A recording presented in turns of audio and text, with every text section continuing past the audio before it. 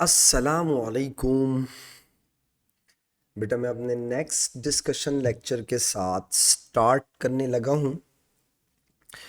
आज मैं आपसे जो पेपर डिस्कस कर रहा हूँ बेटा, वो है अक्टूबर नवंबर 2024 और उसका वेरिएंट 22 एएस लेवल। आ जाएं बेटा, स्टार्ट करते हैं क्वेश्चन नंबर 1 से। देखते हैं क्या बोलता है ये। Vanadium, niobium and tantalum are metals in the same group of the periodic table. Same group का मतलब टॉप टू बॉटम, ठीक है, और लेफ्ट टू राइट का मतलब period. The short hand electronic configuration of vanadium in ground state is this. ठीक है, vanadium का प्रोटॉन नंबर 23 बेटा। ठीक है, state what is meant by the term ground state. Lowest energy state को ground state बोलते हैं। आपको याद होगा जब हम लोग हाइब्रिडाइजेशन पढ़ रहे थे या हम लोगों ने एटॉमिक स्ट्रक्चर के अंदर ग्राउंड एंड एक्साइटेशन स्टेट्स पढ़ी थी बेटा। तो ग्राउंड स्टेट का मतलब होता है लोवेस्ट एनर्जी स्टेट और एक्साइटेशन का मतलब होता है कि आप एनर्जी दे के उसे लोवेस्ट एनर्जी से हायर एनर्जी में जंप करवाएं बेटा। तो ग्राउंड स्टेट के मतलब पूछ रहा है, तो आप लिखेंगे ग्राउंड स्टेट का मतलब लोवेस्ट एनर्जी स्टेट बेटा। लोवेस्ट एनर्जी स्टेट को बोलते हैं। आगे आ जाएं, show the electronic configuration of vanadium using this. अब देखो ये हो गया आपका 4s और ये आपका हो गया 3d। s सब एनर्जी लेवल में एक ऑर्बिटल होता है, जबकि d सब एनर्जी लेवल में 5 ऑर्बिटल होते हैं। तो इसका मतलब है आर्गन के बाद उसने 3d लिखा है, उसके बाद 4s लिखा है, कोई बात नहीं। अब 3d में कितने इलेक्ट्रॉन हैं? 3। आपको रूल याद होगा बेटा कि electrons are accommodated in degenerate orbitals individually, ताकि उनमें रिपल्जन ना, अलग अलग रहना पसंद करते हैं बेटा। तो आप क्या लिखेंगे इसके अंदर?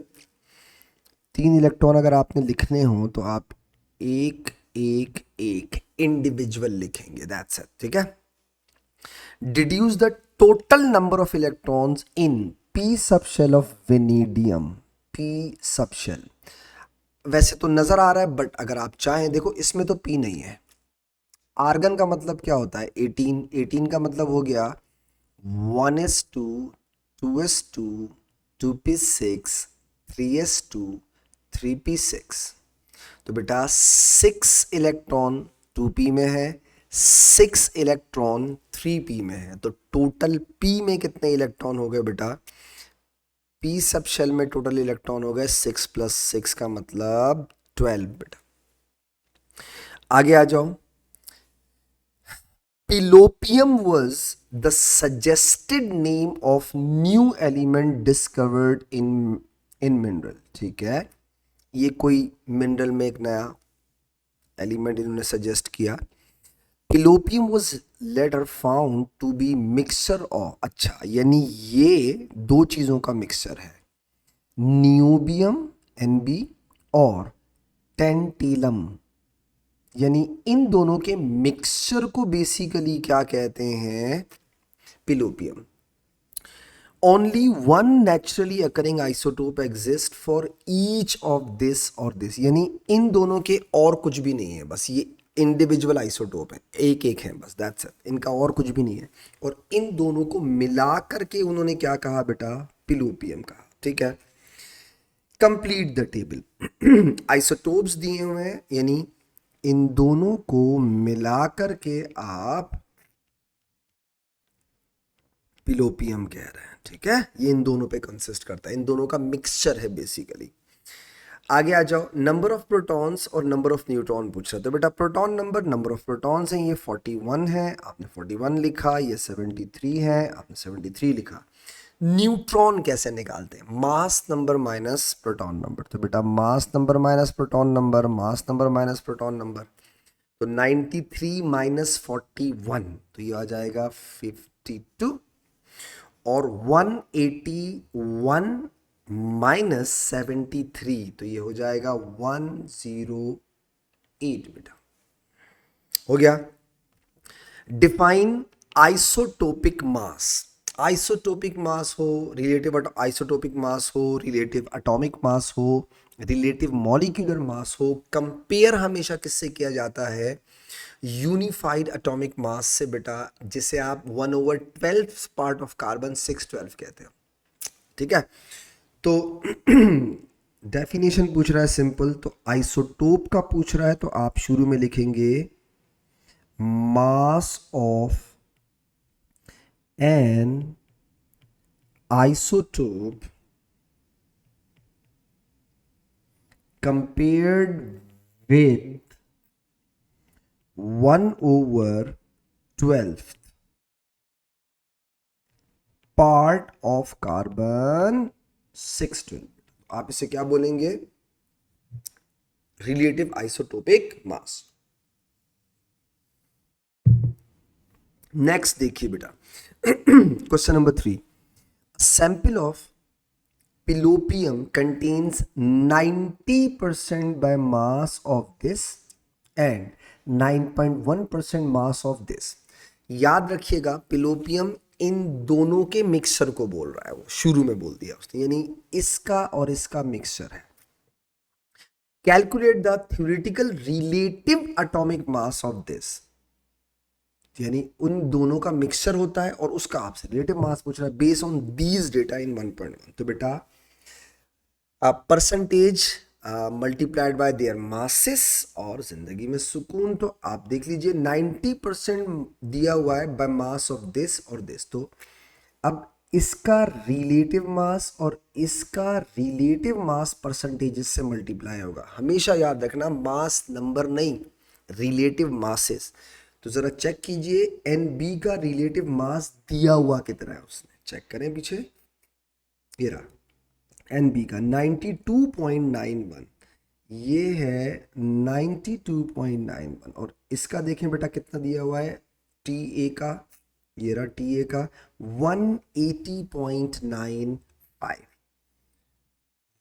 180.95। मैं बार बार बच्चों से ये रिक्वेस्ट करता हूँ, बच्चे क्या कर देते हैं, मास नंबर को मल्टीप्लाई कर देते हैं परसेंटेजेस से। ऐसा नहीं कीजिएगा बेटा। लुक एट हियर, ये हो जाएगा 92.91 इंटू 90.9 प्लस, यहाँ आ जाओ बेटा, ये कितना दिया हुआ है 9.1 इंटू, मल्टीप्लाई कर दो इससे 180.95 से, डिवाइड बाय टोटल परसेंटेज बेटा।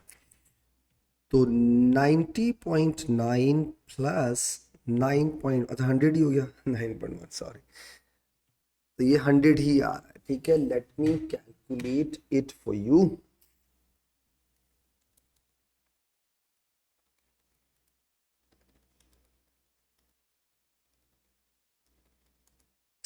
ये मेरे पास आंसर आ रहा है, अगर मैं इसे लिखूं तो 100.92, 2 डेसिमल प्लेस तक अगर मैं इसको लिखूं तो मेरे पास आंसर आ रहा है 100.2 बेटा, यही आना चाहिए मेरे ख्याल से। तो ये आ गया theoretical isotopic relative atomic mass of pelopium. नाम भी कितना अजीब सा है। क्वेश्चन नंबर 2 पे आता हूं बेटा। ठीक है, सेकंड क्वेश्चन देखिएगा। Oxygen is a group 16 element, बिल्कुल हमें पता है। Right equation for the following reaction, sodium and oxygen, sodium oxide बनाएगा बेटा। इनऑर्गेनिक केमिस्ट्री में ग्रुप 2 ऑक्साइड्स जब हम बना रहे थे तो वहां हमने रिएक्शंस किए थे। सोडियम सॉलिड होता है, आप इसे ऑक्सीजन के साथ रिएक्ट करा दें बेटा और ये बना लेगा सोडियम ऑक्साइड, यानी Na2O सॉलिड। यहाँ हाफ लिखें, बैलेंस हो जाएगा। सल्फर एंड ऑक्सीजन, आपको याद है मैंने आपसे कहा था सल्फर कभी भी सल्फर ट्राईऑक्साइड डायरेक्टली नहीं बनाती, हमेशा सबसे पहले क्या बनता है सल्फर डाइऑक्साइड, फिर क्या बनता है सल्फर ट्राई। तो याद रखिएगा बेटा, सल्फर सॉलिड है, आप इसे ऑक्सीजन के साथ रिएक्ट कराएंगे तो ये सल्फर डाइऑक्साइड गैस बना लेगी, और ये सब आपने पढ़ा हुआ है। आगे क्या बोलता है, draw a dot and cross diagram to show the species present. Species क्या होती हैं, आयंस इन एल्यूमिनियम ऑक्साइड। तो एल्यूमिनियम ऑक्साइड आयोनिक है, आयोनिक के अंदर आयंस होंगे। Draw the outer shell electron only O level बेटा, ओ लेवल एक एल्यूमिनियम बनाओ, 1 2 3 4 5 6 7 8, चार्ज लिख दो 3 प्लस, यहाँ आ जाओ ऑक्सीजन 1 2 3 4 5 6 7 8, चार्ज लिख दो 2 माइनस, ये स्पीशीज होंगे, सही है। और dot and cross diagram to show, तो वैसे तो यहाँ अगर आप चाहो तो 3 और 2 लिख दो, लेकिन फर्क नहीं पड़ेगा क्योंकि उसने सिर्फ ये पूछा है कौन कौन से आयंस प्रेजेंट है। तो आयंस तो दो तरह के, एल्यूमिनियम आयन और ऑक्साइड आयन।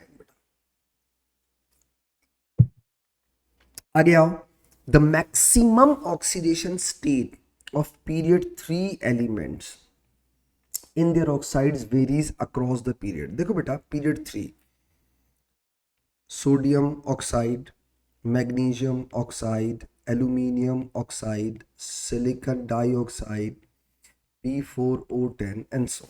तो आप चेक करें, +1 +2 +3 +4 +5 बढ़ रही है।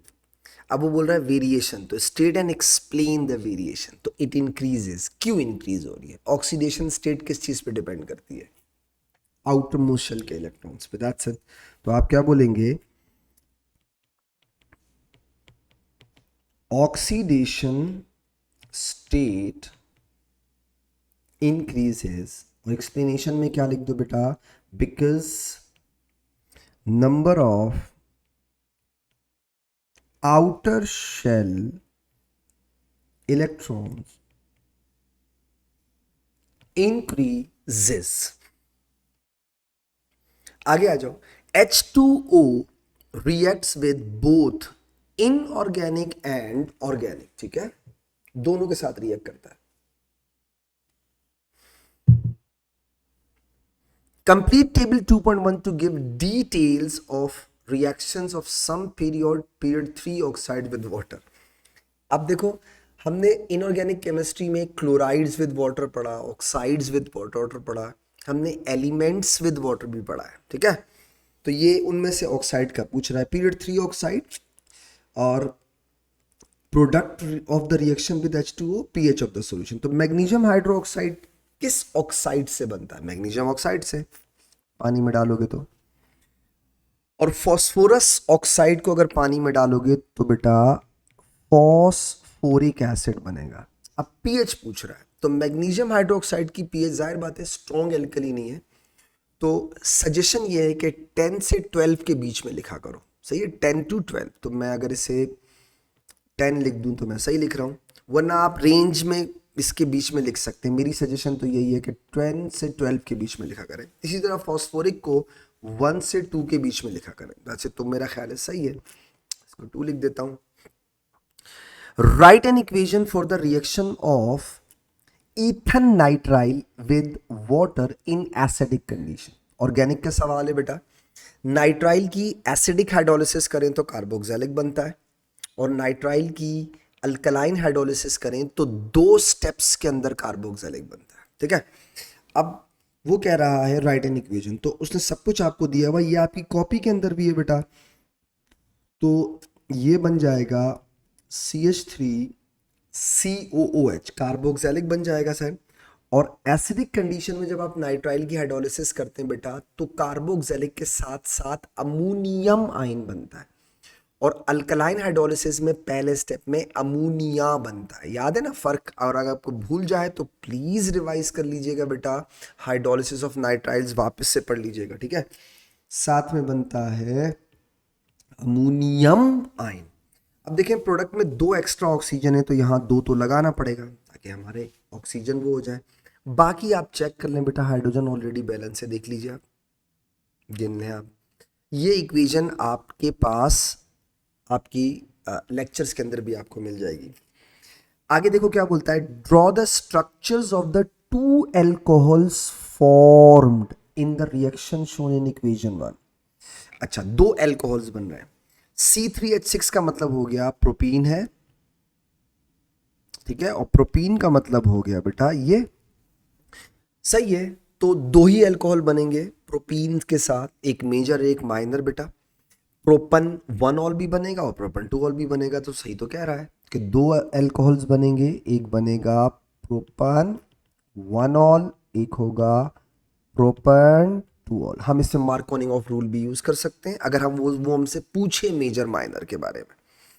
आगे देखें वो क्या बोलता है, ड्रॉ द स्ट्रक्चर, तो बना लो प्रोपन 1 ऑल प्रोपन 2 ऑल, ये कर दिया मैंने, CH3 CH2 CH2OH प्रोपन 1 ऑल, और इससे मैंने कर दिया बेटा प्रोपन 2 ऑल। तो एक प्रोपन 2 ऑल हो गया और एक प्रोपन 1 ऑल हो गया। आगे आ जाओ। अच्छा, कुछ नहीं पूछा मेजर माइनर, सिर्फ बस स्ट्रक्चर पूछा है। Explain why alcohols are less acidic than water. आपको याद होगा मैंने आपको अपने आखिरी लेक्चर्स के अंदर एक बात बताई थी बेटा कि अल्कोहल्स और वाटर का कंपैरिजन A2 का टॉपिक है, बट उन्होंने थोड़ा सा उसको AS में दे दिया है, और उसमें छोटी सी एक स्टेटमेंट है, उसे आपने याद रख लेना है। बाकी डिटेल आप A2 में पढ़ते हैं। यही हाल आपकी पीएच का भी है बेटा, पीएच कर्व्स का भी याद रखिएगा कि पीएच कर्व्स की डिटेल आप इंशाल्लाह A2 में पढ़ेंगे। अभी फिलहाल के लिए आप बस उनके स्केचेस याद रखिएगा, ठीक है बेटा। तो अल्कोहल्स के अंदर alkyl electron donating group polarization of OH bond को डिक्रीज करते हैं, तो बॉन्ड स्ट्रांग होता है, रेडिली प्रोटॉन रिलीज नहीं होते। वही स्टेटमेंट जो मैंने आपको लिखवाया है वो लिखें इधर। Due to presence of electron donating alkyl group which decreases polarization of OH bond, hence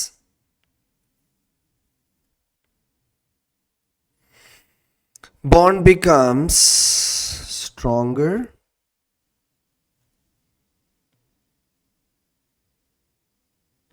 Consequently, alcohols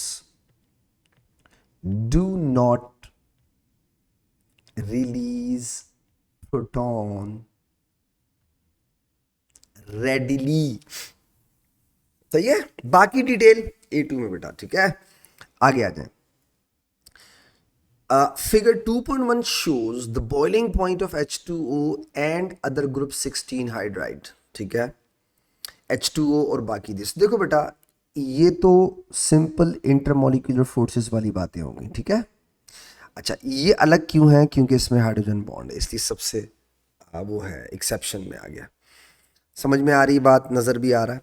explain the trend in the boiling point of group 16 hydride from H2S to H2TE। अच्छा, इसका मतलब है उसने इस exception को पूछा ही नहीं, सिर्फ H2S से लेके कहां तक पूछा है बेटा, H2TE तक पूछा है, ठीक है। तो ट्रेंड बताना है, तो इट इंक्रीजेस, ट्रेंड हो गया इट इंक्रीजेस। अब एक्सप्लेन कर देते हैं इसको बेटा, बिकॉज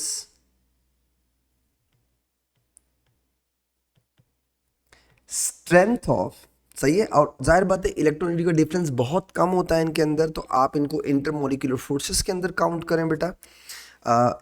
इंस्टेंटेनियस इंड्यूस और डाइपोलो के अंदर बेटा, तो ये हो गया it increases because strength of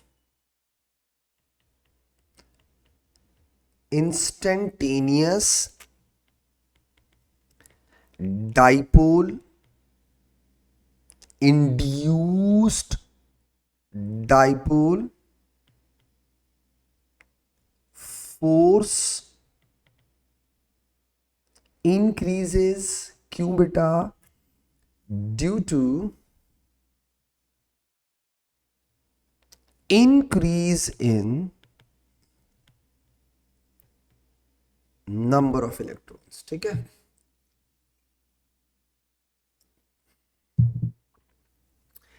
हमेशा याद रखिएगा बेटा, वर्ड सरफेस एरिया उस वक्त यूज करते हैं जब कंपैरिजन करते वक्त इलेक्ट्रॉन सेम हो जाए। इलेक्ट्रॉन सेम ना हो बेटा तो फिर आप ये वर्ड यूज नहीं करेंगे।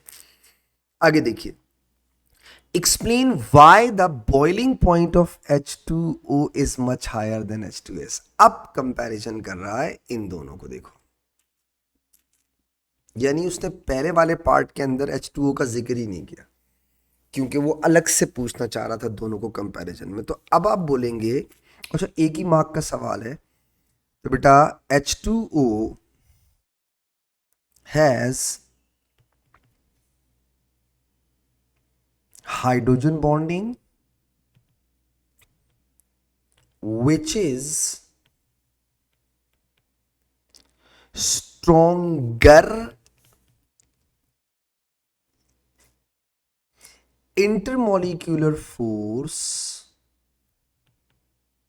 than other intermolecular forces। तो आई होप बेटा कि आपको मेरी बात समझ में आ गई होगी। बहुत ही आसान दो क्वेश्चन थे बच्चों वाले, totally knowledge based question, easy थे काफ़ी। ठीक है, इसका मतलब है ग्रेड थ्रेशोल्ड काफ़ी हाई होगा इसका। इंशाल्लाह बेटा नेक्स्ट डिस्कशन लेक्चर में इसको यहीं से कंटिन्यू करूँगा। तब तक के लिए इजाज़त दीजिए, दुआ में याद रखिएगा। अल्लाह हाफ़िज़।